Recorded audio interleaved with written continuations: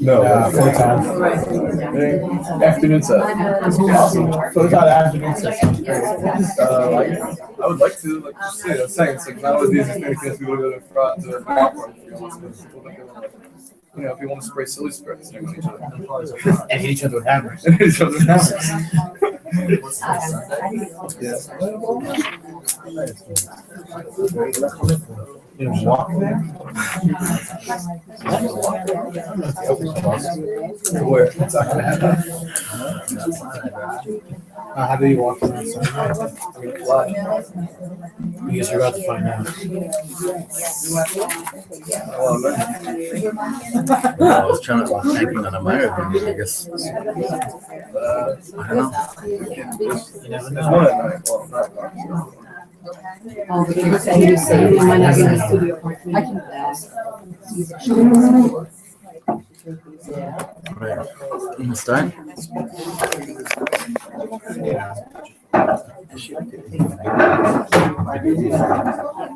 Did you get anyone see the baby? Adopted name? Hey, how you doing? How's it going? Oh, Where was someone that? it was like Jerry.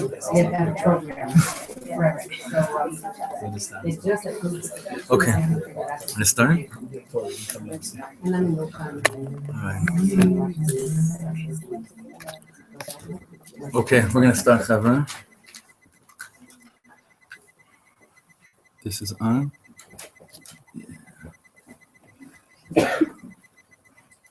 Yeah. Okay.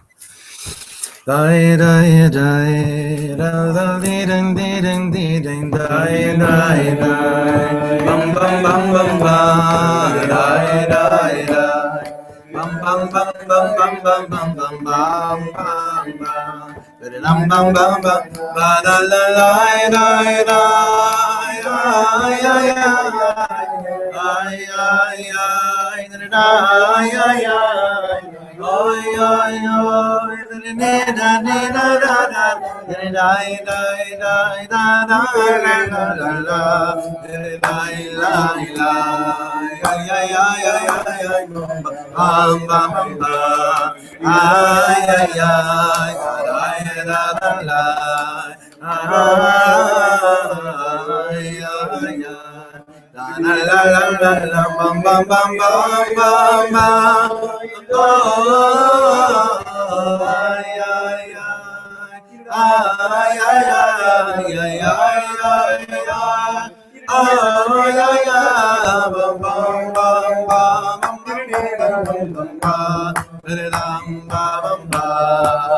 bam bam bam bam bam bam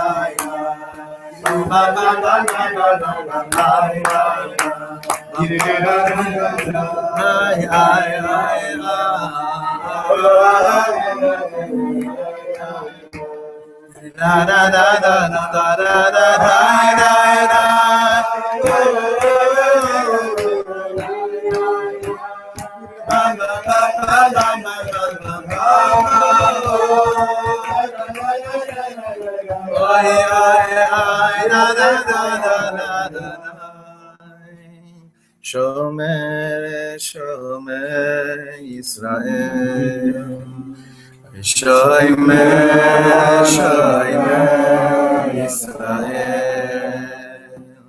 Shema, Shema, Israel. Shema, Shema, Israel. Ve'al yovad, yovad, yovad, Israel. Ha'omrim Shema Yisrael.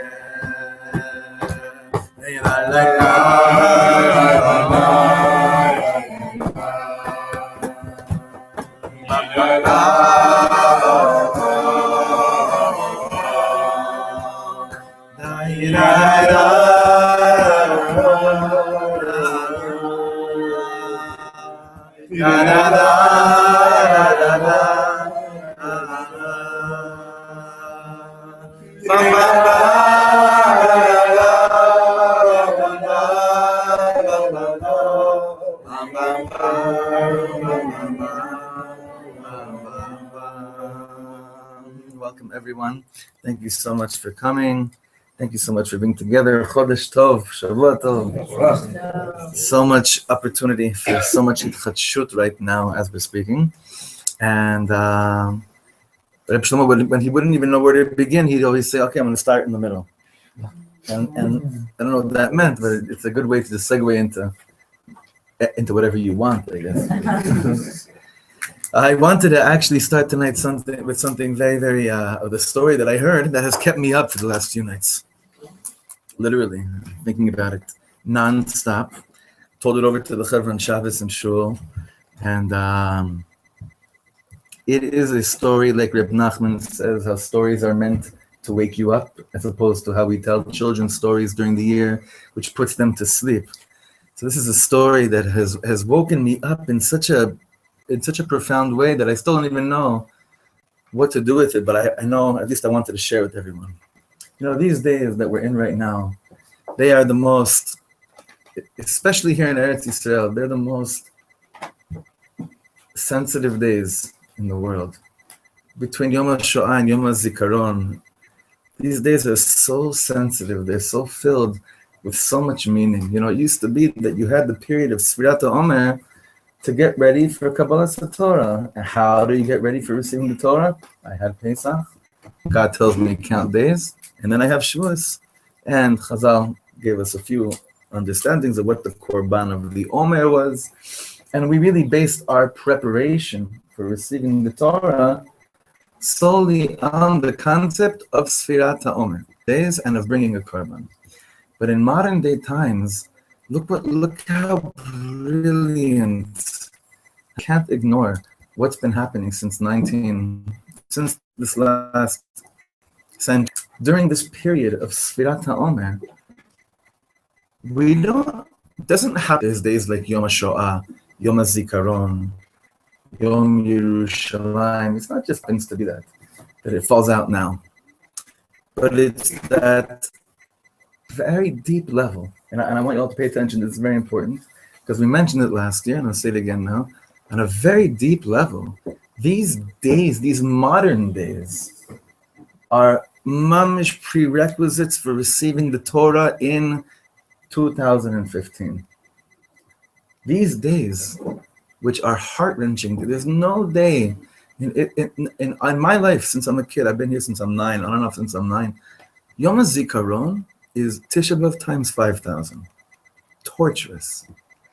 Especially when you spend your day at home watching documentaries on families that are scarred for life. It's the most torturous thing in the world. Then you're supposed to go to shul, Leil Yom Ha'atzmaut, and start singing and dancing. It's such a hard thing.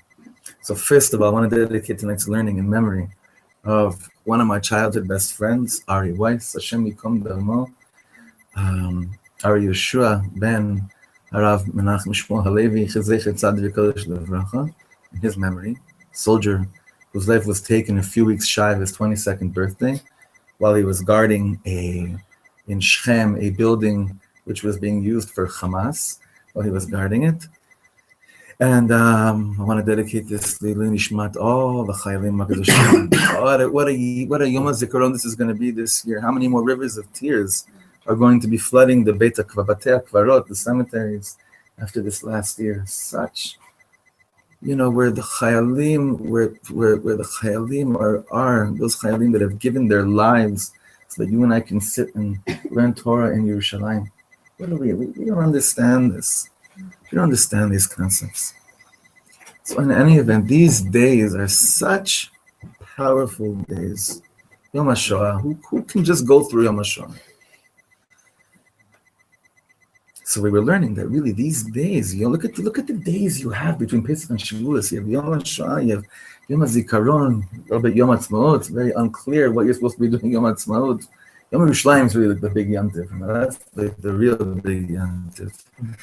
And you have Pesach Sheni and there's so much richness in these days. It's unbelievable. It'd be enough to just focus on each of these days in order to understand what it means to come and receive the Torah today, just based on the days that we just mentioned right now. But I want to go back for a second to Yom HaShoah. I heard the following thing, and it's so profound. Listen to this. Everyone knows that on the 10th of Shvat, 1980, was the only time that someone whose yortzeit we just commemorated on Pesach was the 22nd yortzeit of Reb Yoshe Ber Yosef Dov Soloveitchik, the Rav. When the Rav came to the Rebbe in 770 on Yud Shvat, something unheard of. And it was the Rebbe's, he wanted to come and pay tribute to the Rebbe. And it's a long story. They were friends from the time they were in Berlin, but it's not right now. It's not the point to get into their relationship, even though it's mesmerizing. Their relationship between the Rav and the Rebbe is mesmerizing, mamish mesmerizing. But I want to tell you about something that happened after this Farbringen. The Rav was supposed to go there for 20 minutes, maybe half hour. He ended up staying for a bit over 2 hours, where the Rebbe gave 4 different sichas, 4 different talks. The last one was over an hour, the Rebbe speaking nonstop. And the love that existed between these two, we could watch it on YouTube, their meeting together was amazing. These two giants, which seemingly from very, very opposing worlds. The Rav being the son of Reb Moshe Soloveitchik, the grandson of Reb Chaim Soloveitchik, the school of Brisk, not exactly payas flying in the air, dancing Kalal Shabbos, Reb Shlomo style, coming to the great grandson of the Alter Rebbe, to the Rebbe. So, listen to this. And this is Yom HaShoah. A Talmud of Rav Soloveitchik came to the Rav the next day after the Farbringen, and he said, Rebbe, Rav, he's referring to his Rav, what shalom was made last night between Volozhin and Liadi, between Brisk and Lubavitch. Shalom was made last night. Peace was made amongst two heads of Am Yisrael, two worlds of thought that, never really stemmed together, never really got together. And the Rav sighed, and he said, they already made shalom in Auschwitz. He said, these two worlds already made shalom in Auschwitz. Since I heard that story, I've been trying to understand, why have we tried to rekindle destructive coals that were already put out when our enemies lined us up in a row and said there's no difference between any of you?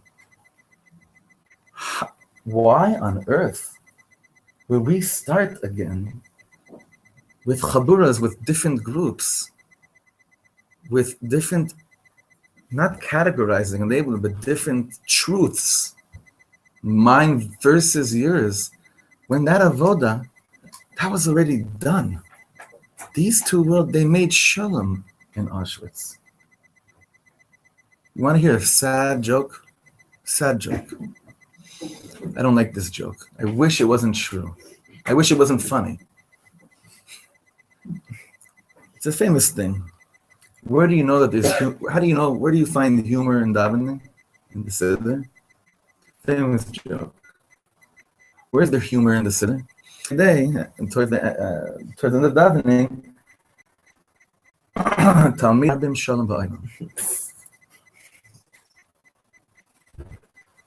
How do you explain why that's a sad joke? That Torah scholars, they marbim shalom ba'olam, they bring peace, they make more peace created into the world. I don't know about you guys, but we're living in times where that is still a sad joke. And that sad joke needs to be swept under the, thrown away to the garbage. And like the Rav had said to his Talmud, what are you talking about? We already made shalom. These worlds already made shalom in Auschwitz. The truth is, all of Am Yisrael already made shalom amongst themselves in Auschwitz. Everything we're trying to, all these flames we're trying to reflicker, it's such a bizbuz energia. It's such a waste of energy. You want to honor the 6 million? You want to commemorate Yom HaShoah? Commemorating Yom HaShoah does not just mean, I'm going to tell you how my Bubby was tortured and how your Zayda was tortured. That Spielberg and a lot of very holy chevra have made sure that's documented forever. And if it's important for you to share. I talk about my grandmother as much as I can. My grandmother who jumped off the train on the way to Auschwitz. But that's not the ikar of when we have a day like Yom HaShoah. A day like Yom HaShoah is what the Rav told his Talmud. They already made shalom in Auschwitz. They already made shalom in Auschwitz. So in the schus of the 6 million, we should have the wisdom and the depth of understanding to know which coals are meant to be rekindled and which coals were destructive that were already put out forever, Bezrat Hashem. So we're going to be doing tonight a piece. We're going to be doing this, we're only starting tonight, because we have, how many? We have 4 or 5 times we're meeting till Shavuos? 4? 4, right? 4, right, because the last one is the Sunday before Shavuos is Yom Yerushalayim, I think. So we have something, I'm very excited. This is incredible. And it's only the beginning. This is only the beginning. We're going to continue this next week. But it's a piece that I just found Reb Shlomo teaching this. I could barely hear a word because it was such a bad recording from either the late 60s or early 70s. So if something's really not clear, it's not him, it's my earphones. It's really not Reb Shlomo. It never is. It can only be, and I say this, it's really just my way of missing the point, but I love it when everyone always shares their understanding, because it's what we're doing here, trying to figure this out together, for it to take it into our hearts together. We all know Chazal have instituted that we learn Pirkei Avot and Shabbos is in between Pesach and Shavuos. And there's many different reasons for this. I think the main, most common reason everyone knows is Derech Eretz Kadma Torah. You want to see the Torah be a mensch. Taken from our Zaydis, our Bubbies, our parents, our fathers, our mothers, our teachers, understand the basics of how a Yidla is a mensch in this world. Derech Eretz Kadma Torah. There have been so many people that have been turned off not from people teaching Torah, but from people that are great Torah scholars that don't really embody the Derech Eretz Kadma Torah. Derech Eretz Kadma Torah, it says in Pirkei Avos in the first chapter, that Talmud Torah together with just menschlichkeit is meshkachas avon, that it puts away sinning from the world.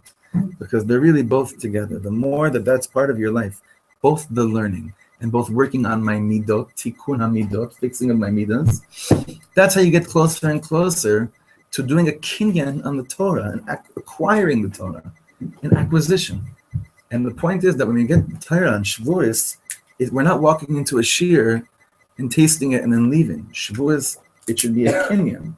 I should mamish make a kinyan on the Torah. I want to acquire the Torah. And acquiring the Torah through tikkun hamidot, the refining and the polishing of my midot, of my characteristic traits, is what we're busy with doing every single night when we mention this midah. This is right now in the week, my favorite week of the sphere, the week of Tiferet. Every night has its own thing. So what are we really doing? It's a teaching we learned last week, but it'll explain to us what are we busy tackling during Sfiras HaOmer? All those things that seemed impossible to me, for me to conquer before Pesach, when I was a slave. When I was a slave, I didn't dream big. It was enough for me to just maybe work on just saying Asher Yatzar after the bathroom, which I'm not, God forbid, knocking. I've seen that bracha literally save people's lives. It's one of the highest brachas in the world. Those words in Asher Yatzar are murder. It's unbelievable. But we're talking about taking on things which really seem to us usually that there's no way that I could see myself taking the following on. I could do it now as a free person. So many things I read, like we were learning last week. There's so many things with the matzah, the cleansing that the matzah did to my body, and the or of Pesach, what it did to my neshama. I'm now able to do. I'm now able to tackle things that I would have never felt as possible before. Never. I proved. You know what happens when you prove to yourself something? So what happened is you look back and like, wow, for years and years I was under the assumption that there's no way in the world that I could do what I just did. So if I could have done that, who knows what I'm capable of, you know? Beware, I could do anything in the world. So in Pirkei Avos, we're learning every Shabbos, every week, more and more things about TIKKUN HAMIDOS, refining our characteristic traits, things that maybe we wouldn't think that we're capable of doing, especially as a slave, but as a free person. Don't let anyone tell you can't. You can't let anyone tell you you can't do this. And most importantly, if the grill listen to our hearts by going to Shavuos, don't ever tell yourself. Don't limit yourself. Do not limit yourself. The gates are open right now. These weeks are so powerful. They're so special. The days we mentioned, the anticipation and excitement towards Har Sinai. So like we titled these classes, How Do You Walk to Mount Sinai? Every week we're going to be looking at another inyan of what we can cleanse inside in order to understand why God gave us this time. So we can answer the question, why didn't you just bring us right away to the mountain? Should have been like that. Just bring us right away to Har Sinai after Yetzias Mitzrayim. For right now, for the avodah of right now. So I want you to please, if you could please pass these around. And please have in mind all the Chayalim HaKadoshim, mention a name that's dear to you. Okay.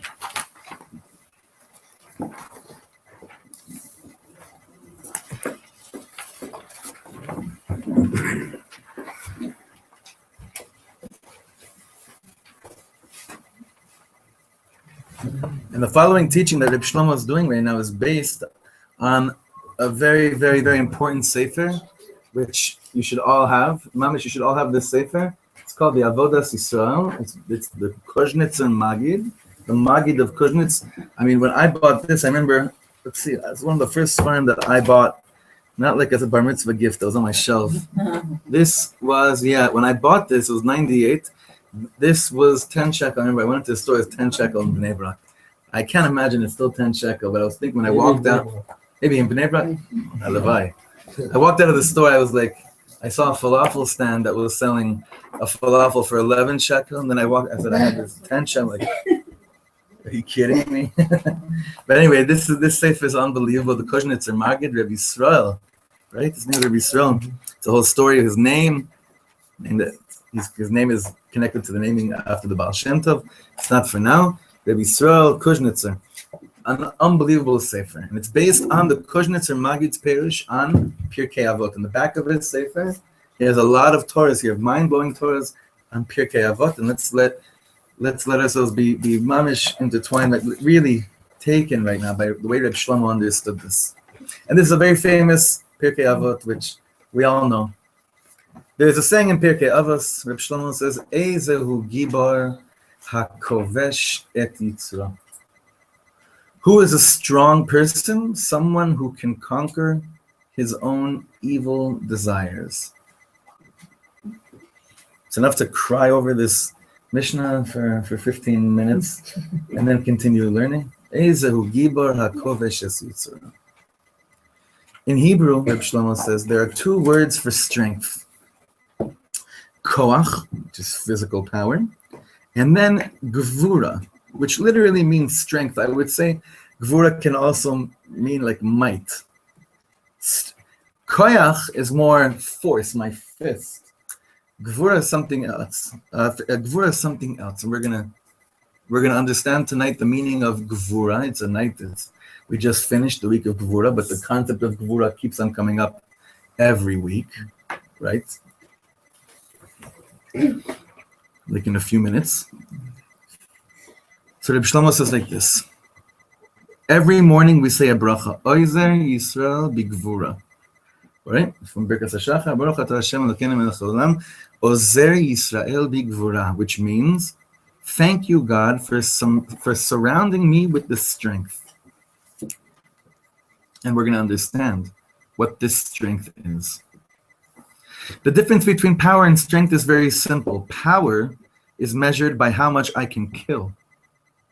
Strength is measured by how much I can bring back to life. This is so deep. Okay, I'm just putting it, he's just putting it out there and then he's going to go in. But look what he says here. Therefore, in the Shemona Esrei, we say, Atad Gibor La'olam Hashem. God, you are really strong. And then what do we say? Mechayem Esim Ata. Right after we reference, we speak about God's Gvura. What's the thing that we speak about first regarding God's strength? Resurrection of the dead. Mechayem Etim Atara. That's where he got it from. Honestly, it's a brilliant chap what he just did here. This wasn't, I didn't see this inside this farm. This I saw, I didn't see it in the Koznitzer. But what he did right now with just understanding what we say every day, 3 times a day, changes our whole understanding of what it means to be strong in this world. We think strength is what? How much can I conquer by killing? But really, the real strength that we're speaking about is how much can you mechaya meitim? How much can you bring to life things that you thought were dead or that really were dead?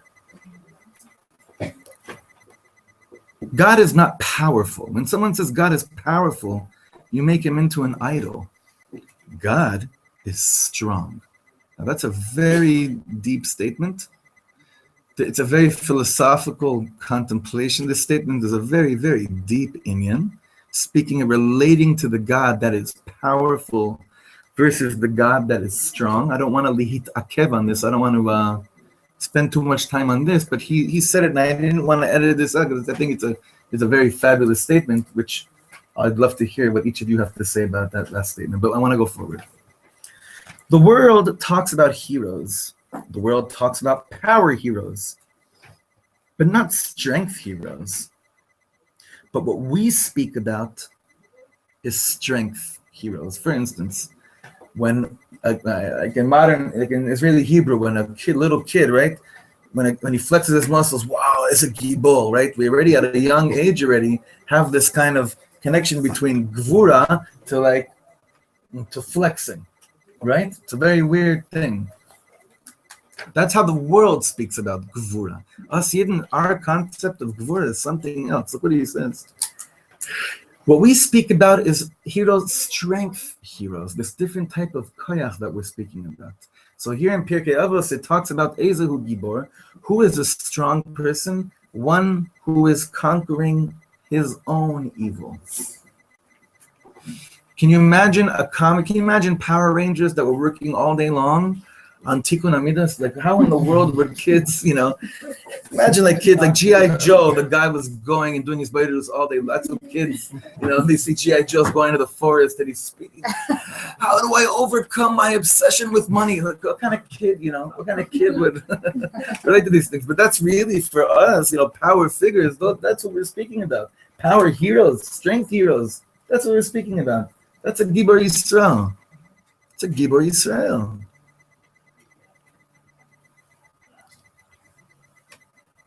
We like, by the way, the last thing he said here, one who is conquering his own evil. Everyone is ready to conquer someone else's evil. That's so deep, huh? Now, we'll get back to that in a second. Rav Kook Torah we learn every year about Bdikas Chametz. Where we learn so many times Chametz will be when when Am Yisrael is only into cleaning up their own home, you have no chiyuv to baydek chametz, to check for chametz in someone else's house. We're supposed to really. It takes heroism. It takes being a gibor to truly live with not being concerned initially with anyone's chametz. I mean, I love you. I hope you're good, but the Torah doesn't mechayev me to make sure that you fixed all your midos. Torah commands me to love you. Hopefully my love will influence you to clean up your own mess. Okay? It's a big difference between the two. Now look what he says here. Now it doesn't say, this Ezehu Gibor HaKoveshet Yitzro, it doesn't say someone who generally conquers evil. It's not saying Ezehu Gibor, someone who just walks around and wipes out evil from the world. That would also be strong. But it says, he who conquers his own evil. Now open your hearts real strong. And this is very hard to swallow, this next line, but it's fascinating. It's fascinating. And the truth is, I realized that I wish I would have brought I want to do this in the future. I wanted to bring the text from inside the Sefer. So you'll see it inside. Well, that's why you have to come to Simchat Shlomo on a full-time basis to see these texts inside the Sfarim, Chasidus Ve'im. Okay. Look at the second line in this paragraph. Besides the fact that God gave you something especially good, right, which is only you have, right? God also gave you something especially evil. Something which no one else has to deal with. This is your evil. And if you don't conquer that, you, God forbid, wasted your time. In the same manner, I wasted my time if I didn't bring forth that part of me which is good. But what he's saying here, I'm also wasting my time if I'm not conquering that part of me, sorry about that, part of me which is evil. Well, one question should be jumping out of all your hearts right now. What's the one question each of us should be having right now? You're saying that God created something. Why are we free with you? Why is one? What's another good question? I'm even before that. What? How does, what do you mean God creates a piece of evil in me? What does that even mean? Everything from Shem. What do you mean? Evil, very good. What does that mean? What kind of crazy statement is this? I mean, here the question of Tzimama, she says this inside. Yitzra hameyuchad lo shelachol adam yesh yetzer meyuchad hamumar ledavar echad. Each person has his own yetzer that is on fire in a bad way that no one else has, like that category of lust. But each person has it in a way, in a manner which, just like there's something which no one else can do, which we've been learning for so long. I think if there's one thing that Reb Shlomo is within us for so many years, is what? To bring out that nekuda that probably the whole world is depending on. Your special thing about you that needs to shine in the world. So too, I've never heard him say such a thing. So too, there's also this very dark, evil thing that you were created with, and only you were created with it, which also needs refining, just like bringing forth the good piece of you as well. So all these questions are right, like why, how could it be? So I've never heard Reb Shlomo ask things so clearly like the rest of this piece right now. It's so, he asks clear, the answers aren't clear, but he asks very clear. Okay, now look what he says. One of the Baal Shem Tov's classic sayings is like this. A king had a diamond and he was afraid someone will steal it. So he put it in the bathroom because no one's looking for a diamond in the bathroom. So he said, Baal Shem HaKadosh says, God is giving everyone one sweet little diamond, but it's hidden in the bathroom. If a person's willing to go through it, if he cleans that dirty part out, then he'll find that diamond. If we have enough holy chutzpah, if we have enough, I would say really if we have enough simcha, then we can go into those dark places that we know exist in us into the bathroom of our neshama, so to speak. Okay, a big so to speak with that sentence. So I don't want anyone starting to say, we learned about the bathroom of the neshama. Because obviously it doesn't exist, but it's all a kiviyachol, so to speak, metaphor based on the Baal Shem Tov's holy mashal parable. If we had enough strength, if we had enough simcha, if we had enough bitachon, we would be willing, we'd be able to go to that place we generally like to deny its existence, and just submit ourselves to the fact that this is God gave, this is my pekalach. This, the Rebbeinu Shalom gave me this. How much longer am I going to deny the fact that there's this one thing that I have not figured out how to rid myself of? That's because you're not supposed to rid yourself of it without working on it, because it won't exist. A friend of mine gave me a good mashal. I only saw 1 2.5 minute scene from this show, South Park. Why am I bringing up South Park? Reb Shlomo and Yom HaShoah, Yom HaZikaron, you'll see. Apparently, this guy Kenny gets killed every episode. Does he die every episode? At the end of the episode?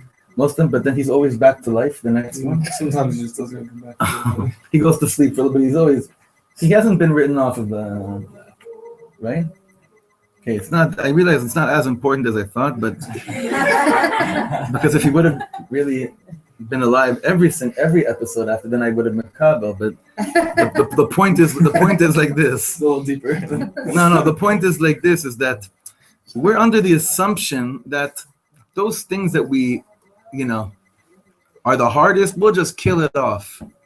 But they show up the next episode. They're always there again right afterwards. Why? Why? Everyone's gonna say, I'm not recommending I need to start watching South Park. It's enough, you're putter. You have, like it says, Hashem created everything for it. You have to understand how to take out the good. We just took out the good from every South Park episode that could ever exist, right? Mamish never saw it besides one tiny thing. I've seen other things, just not that. I don't think he deserves it. That's another. Don't. You're going into. Don't go there. Okay, so look what he says here, and now he's bringing like practical Kabbalah now into our lives. You see what it is. The greatest joy in the world is if you can accomplish something. We're living in a world that's called Olam Ha'asiyah. We're here to work. We're not here to just kill something. We're here to work. We're here to do. We're here to get our hands dirty. That's what we're here for. The world of action. If someone will say, I believe in God, I'm a Jew in my heart, I love the world, it's all bupkis, it's garnished. Meaning, Reb Shlomo would meet, it's so funny how people did not really see that charif side to him, that side of him that couldn't stand a certain element of the hippie world that was like, peace and love, at the end it's all okay as long as my heart's in the right place. What are you talking about? But we're in Olam Ha'asiyah. We are in the world of action. We're here to do things. We're here to work. And part of that work is not just bringing forth the beautiful and the diamond in me. How do I get to that diamond? By recognizing that it's covered in schmutz. God didn't want anyone to touch it. Put it in the bathroom, your bathroom. Most of the time, people are completely unemployed soul-wise. Such a deep line. Look, I'm gonna say this again. Most of the time, what a line, huh? Most of the time, people are completely unemployed soul-wise, even mind-wise as well. And how does he understand? Like I was going to say before, this is a classic, like there are a few pieces of Reb Shlomo.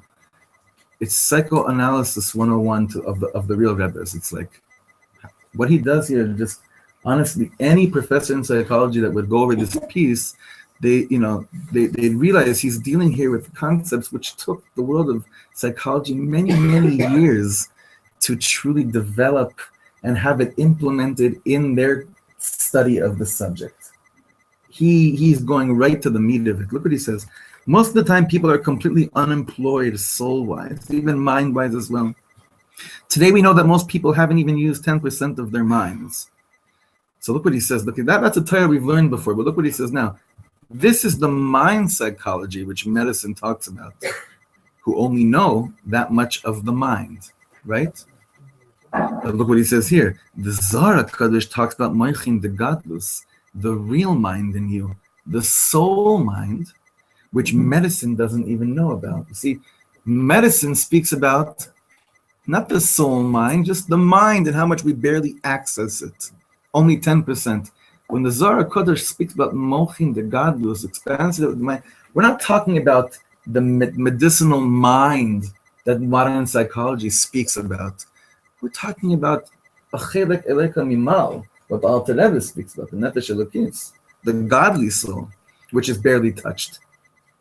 Not only did we not use the 10% yet, we didn't even come in touch with it. This is so deep. He's saying, usually we think, and the way that modern psychology has it, is that when you look at someone in the world and you wonder, why is the world so confusing? Why are they so confusing? It's because they haven't even tapped into more than 10% of what they're capable of tapping into on a clearly psychological level. Reb Shlomo says that's true, but there's a whole nother world which is called the soul. And with the soul, not only have we not tapped into 10% of it, we haven't, what were his words? We didn't even come in touch with it. Now this is a crazy statement. I'm sure each of us could attest to this. How many people do you know in your life that based on just the way you know them, the limitations, how much you know them, you assume they have never even scratched the surface of their own neshama. Think of people you grew up going to shul with, the guy, Again, this is all on the surface, because on the other hand, you have Reb Shlomo's famous 3 words, which always mess up every Torah we ever learn, which is, you never know, right? So we didn't get to, it's not the end yet, so we could still assume that everybody knows. Right? We could still assume at the beginning of his teaching. He always starts off with everybody knows, and he ends off with you never know. So which one is it? That's like Olam Hazeh, right? That's not my chap. My friend Alon, I think, told me that one. So think of it. How many people do you know in this world that they haven't even scratched? Forget using 10%. Forget that. That's a gewalt. A levai we'd all be walking around with on 10% voltage. That'd be the highest thing in the world, as far as we know. We're not even talking about that. It is people that haven't even come in contact with it. Now look what he says. Let's put it this way. How do we imagine ourselves? I was born, I'm growing up, I have a good head or a bad head, right? Like I remember my baby was a few weeks old, people would start asking me, so is she a good baby or a bad baby? Is she a good baby or a bad baby? Now they're obviously referring to, does she let you sleep through the night or not? And that defines if they're a good baby or a bad baby.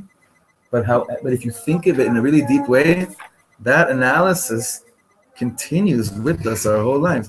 Is he a good student or a bad student? Well, he might have difficulty with comprehending certain things.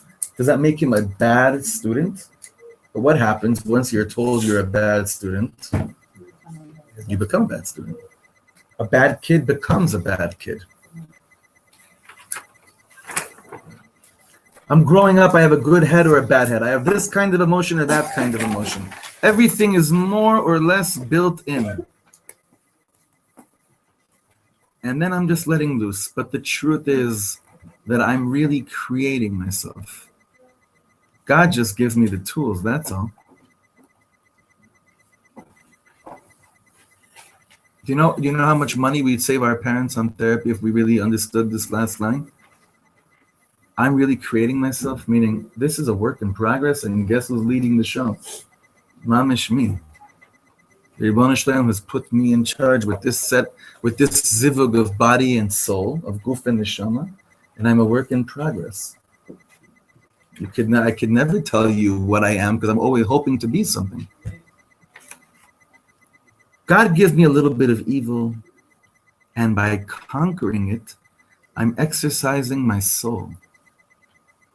We know what exercising the body is, right? But exercising of the soul, mamish, soul stretches is when soul aerobics is when I go and get that diamond out of the bathroom. That makes me strong. Now, he's going to say something that's very, very deep. Soul aerobics is a great name for like not a yeshiva, but like, Soul cycle. It is already? Yeah. Oh, man. Oh, yeah? I don't know. It's not really Yiddish? Spinning. Oh, spinning? Spinning. That's called soul cycle? Really? It's too embarrassing to talk about in public? Oh. No, but soul aerobics, the soul stretches. It's would be a great name for a book. Soul stretches, huh? Should copyright it immediately. I'm serious. That's how this world works. Okay. Now look what he says. We learned this last year. It would actually be blasphemy if I would say so myself. But the Holy Sanzer says that Avram Avinu was born as the stingiest soul effort to come down to this world. We learned this last year. I remember we were falling off. You remember this, Esty? Yeah. We're falling off our chairs. Avram Avinu was born. His teva was the stingiest neshama in this world. But what? His thing was that he mamish worked himself up to such a level of chesed. Meaning, yeah, he did, yeah. We think of Avram Avinu. Avram Avinu, he was born as an ish chesed. No, he wasn't. Avram Avinu was born with such a stingy soul. But he spent his whole life polishing his own diamond, going into that place and bringing it forth. What's that? And taking it out. So it says like this: who is a strong person? Ezehu gibor. You don't have to conquer evil in the world. It's also a good thing if you do that. But to be strong, you do have to conquer your own evil. Everyone knows that there's something wrong with me. The thing is like this. My soul cannot really shine until I get over this. There's nothing I can do, meaning I can do a lot of good, and I could do a lot of mitzvahs, and I could try to shine in a lot of areas in life. But my neshama can't really shine until it starts working on that place, which we've been talking about the whole day, the Yetzer. We can do a lot of good things in the world, but the real giborim, the real pioneers, the real avot and imahot, they did the real soul work, where they were koivesh their Yetzer. Don't look, there's concepts, of course, of always yechidim that were already born completely pure. But, kodesh, what's it called? Kodesh mirechem, kodesh mei imai. There is a concept where you're born with such an Eid Kedusha. However, no, let's not ever bank on that for anyone. No one banks on that. We're here to work. Avram Avinu, the first Yid, stingiest soul in the world. What is he known for? The anti-stinginess. That's what he's known for. God forbid I'll say that everything is right with me, but God forbid one part of me doesn't function, so you're sick. My soul cannot completely function until I overcome this. It takes a lot of strength, The holiness of the soul is strength, not power. Now we're going back to the beginning, right? The soul is so strong. Whatever the soul touches becomes alive. What does it mean if God forbid I'm God forbid dead? It means the soul left me. That's maves is the pirud, the separation between the soul and the body. Whatever the soul is in contact with. But what he's saying, but let's get like tachlis.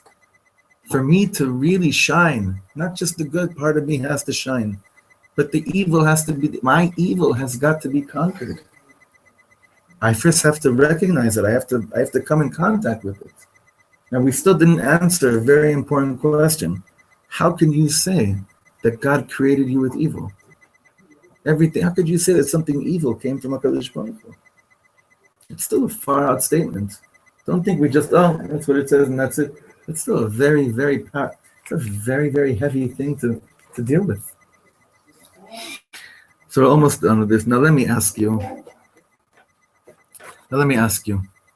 This is a great question, right? In which book should you look up for what you have to do? What a great question, right? Now, I wish he would have answered it differently, but you can't look it up in any book. Why so? So look what he says here. Every person who is in this world will never be again. The way God gave your evil to you was never before and will never be after. It's just you. So you have nobody to ask. You know, this is an interesting thing I once saw by one of the pioneers, and I don't want to mention his name because it would be very confusing, but he did a lot of interesting, crazy things in this world, a lot of like very far out things. And he was once asked, he said, like, how'd you know how to do what to do? So he said, look, it was clear to me that God gave me incredible rebbes to learn from a lot of different things, but it was also clear to me at a certain point that if God wanted me to just learn from rebbes how to do what I have to do, then I'm not addressing that thing which is only about me. Like, why can't you answer the question, in what book should you look? Because you're a chiddush. Your whole trip is a chiddush in this world. Like, you are a chiddush. I'm a chiddush. You're a chiddush. Even if you don't feel it, you're a chiddush because obviously if you believe in God, it means God's not bored. He didn't make 2 of us or 8 of us. Our existence is proof that we're a chiddush. So there's no book for your chiddush. It's your chiddush. This is your chiddush in this world. Look what he says. Every person who's in this world will never be again. The way God gave your evil to you, again we're saying this, was never before and will never be after. Just you. So you have nobody to ask. You can talk about it, but ultimately it's just you, between you and God. And then he says here, this little evil of me is nothing which anyone can notice. It's like, don't start looking at other people and realize, like, I saw like someone looking at me before and I was looking at them. Not here, I'm saying in general, don't be like, oh, we learned, everyone is walking out the shtick of evil. It's nothing that you could, and don't be scared that everyone sees, oh my God, everyone sees now exactly what you see. You can't see it. It's hidden in the bathroom. You can't see it. You maybe let people into your living room. You don't let them, you don't walk into your bathroom.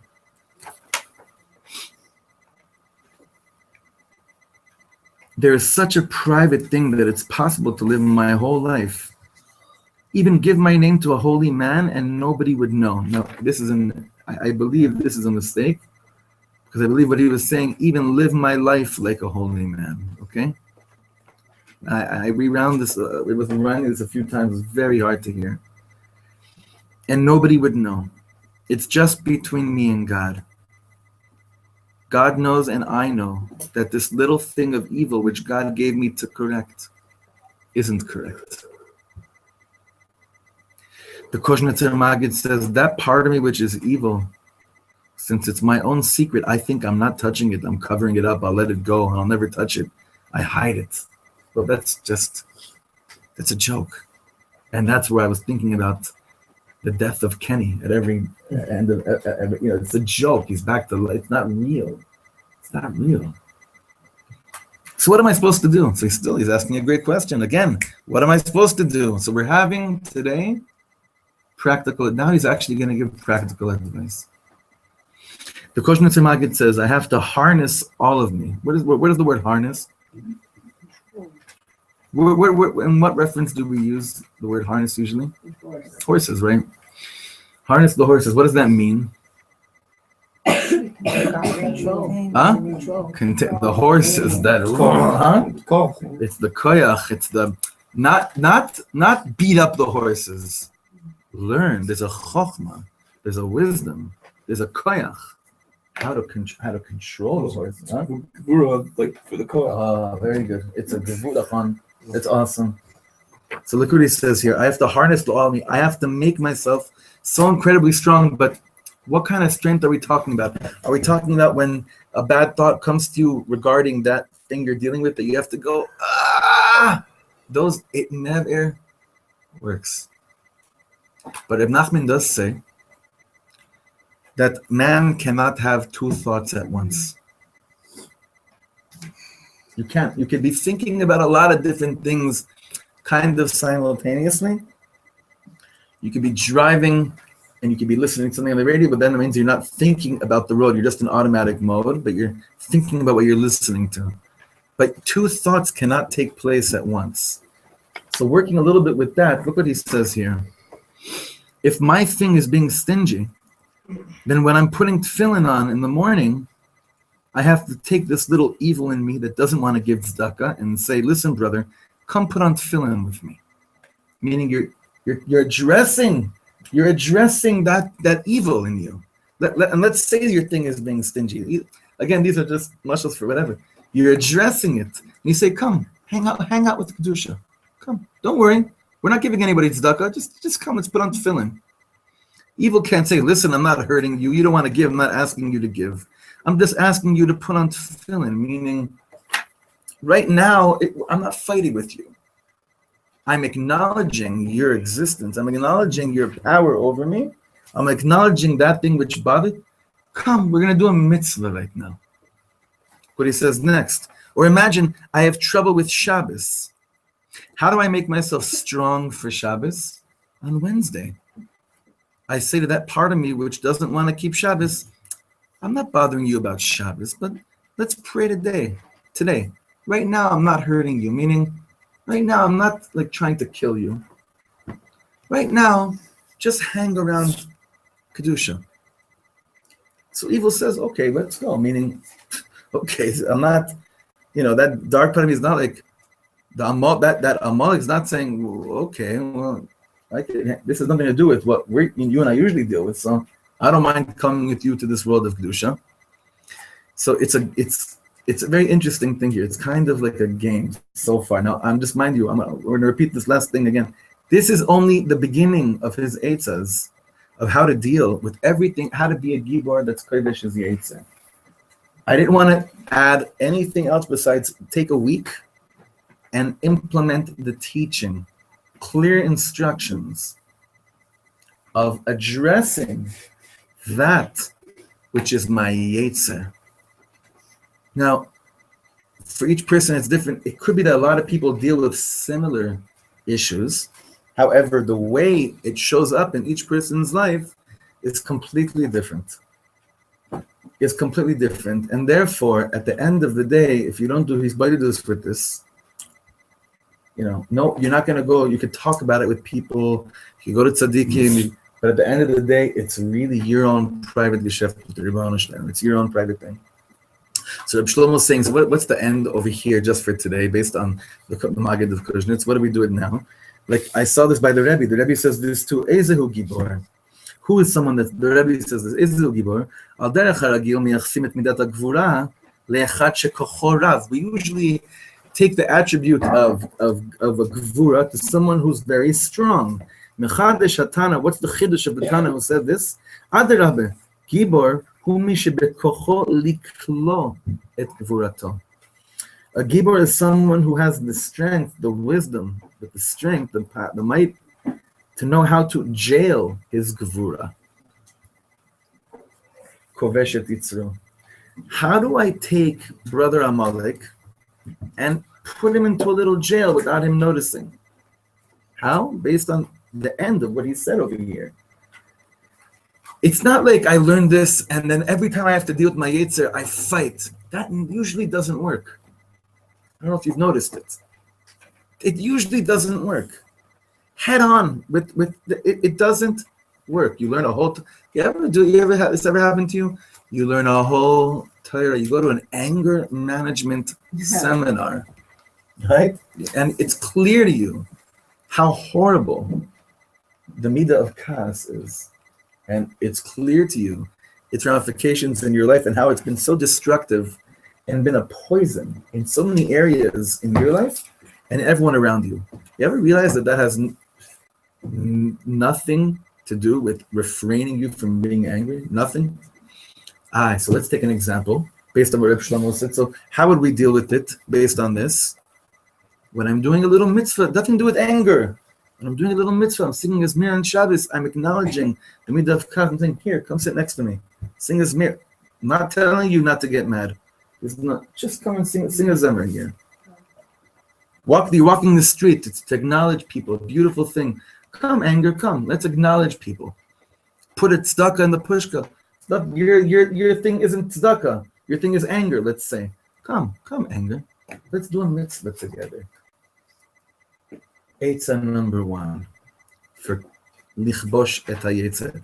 I found this to be a wonderful it's a wonderful piece of advice. Lamaisa, wonderful, like to actualize a very, very esoteric concept to really put into this world in a way that with it. Because if all we learned right now is Ezehu Gibar HaKovesh et Yitzro, and we learned it to be like, take your lust and go out and try right now to do what the Rambam says about Hilchos Tshuva is, you go back to a place that usually you were sinning, and let's see if now you could kovesh your Yetzer. Let's see if now you could conquer your lust and not fall in that place. Maybe it would work the first time because all eyes are on you. All your eyes are on that won't last. But it's really taking the midah that we're struggling with and dipping it into the mikvah of each mitzvah that I do. Before I realize it, I've conquered it. I've jailed it. And alavai, not just iskafia, that I forced myself over it in a sneaky way, like the Alter Rebbe says, ishapcha, I changed it over. Now that midah, that evil that I have addressed and I have acknowledged, I brought it with me. I schlepped it along to gigs. I said, come, let's dance to that guy in Simcha. Come, let's go sing a niggun for that guy. Right? Okay, when I get angry, I'll still get angry. But for now, let me just bring you into it. Acknowledge it. Be aware of it. Because it was put there from Shemaim. Now, we have to come back next week for one main reason. A, because this is Gewalt. That's one. And B, because the answer to the question, how could we say that God created us with evil, has still not been fully addressed. Yes, I understand that my soul, what did we coin it before?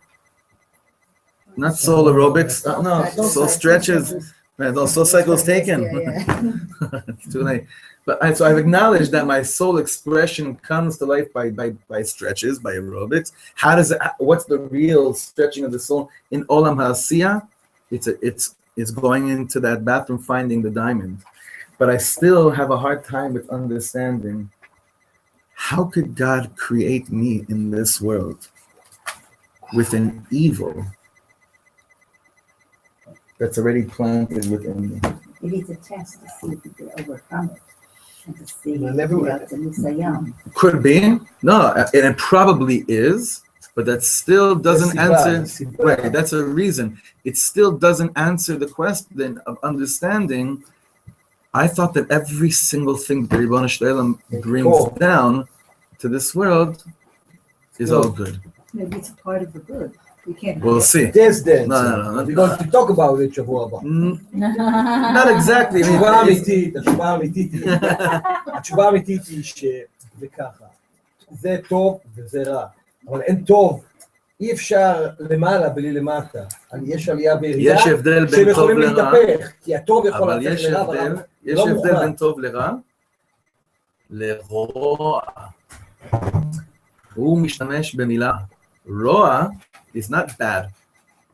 Bad, I'd understand. Evil.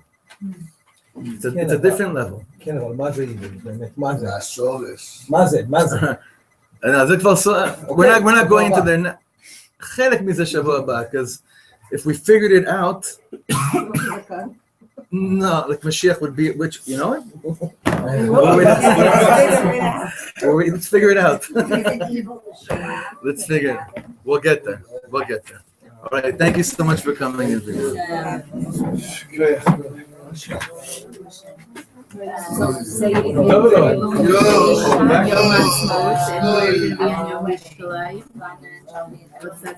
Oh, 1 second.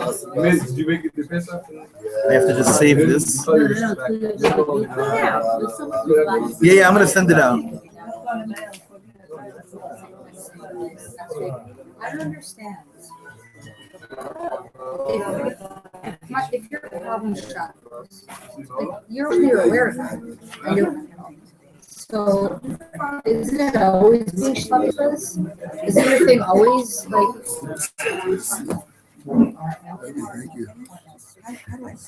Hold on.